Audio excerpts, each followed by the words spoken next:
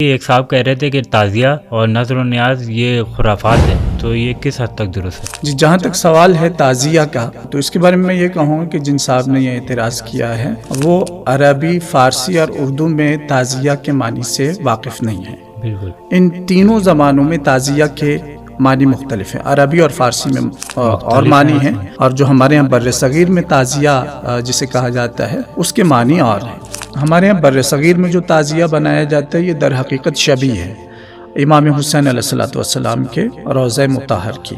اور اس کا مقصد یہ ہوتا ہے کہ اسے دیکھ کے انسان کا ذہن امام حسین علیہ السلام کے حرم اور کربلا کی طرف، واقع کربلا کی طرف چلا جائے۔ اور ظاہر ہے کہ ہمارے ہاں زیارت کے باب میں ہے کہ اگر آپ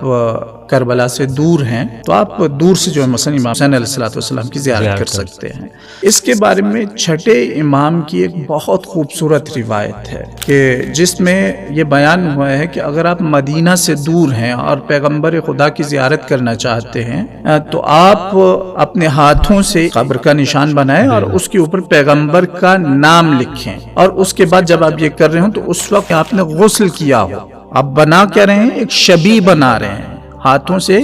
قبر کا نشان بنا رہے ہیں، اس کے اوپر پیغمبر کا نام لکھ رہے ہیں، لیکن اتنا احترام ہے کہ امام فرما رہے ہیں کہ آپ نے اس وقت غسل کیا ہو اور اس کے بعد زیارت کریں، اور یہ روایت اقبال الاعمال میں سید ابن طاؤس نے بیان کی ہے۔ اس سے آپ ہمارے ہاں بر صغیر میں جو تعزیہ، جو شبیہ بنائی جاتی ہے، اس کی اہمیت کا اندازہ لگا سکتے ہیں۔ جس طرح ہم تاریخ میں دیکھتے ہیں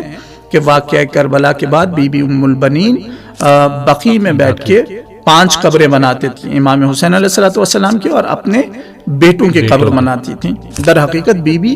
ان قبروں کی شبیہ بنا رہی تھیں، لہٰذا یہ تعزیہ یا شبیہ اسے آپ بدعت قرار نہیں دے سکتے۔ اور دوسرا جو سوال تھا اسی میں کہ نذر و نیاز، اس نذر و نیاز کا ہمارے ہاں اتنا احترام ہے کہ اس کے بارے میں امام سجاد علیہ السلام کی سیرت میں ہمیں یہ ملتا ہے کہ آپ اپنے گھر میں جب مجالس برپا کرتے تھے تو ان مجالس کے لیے خود اپنے ہاتھوں سے نذر و نیاز پکاتے تھے، تو اسے آپ کسی صورت میں بدعت یا خرافات نہیں کہہ سکتے۔